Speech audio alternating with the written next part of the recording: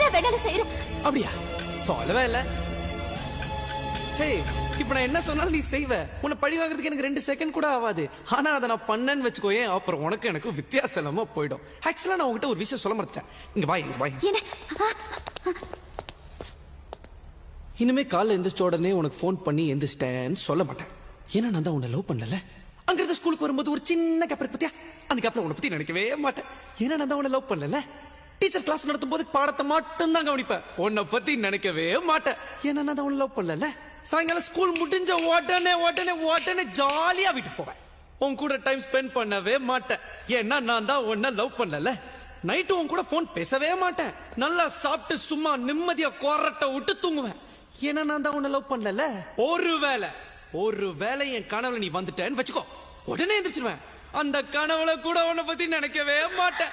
ஏன்னா நான் தான் உன்னை லவ்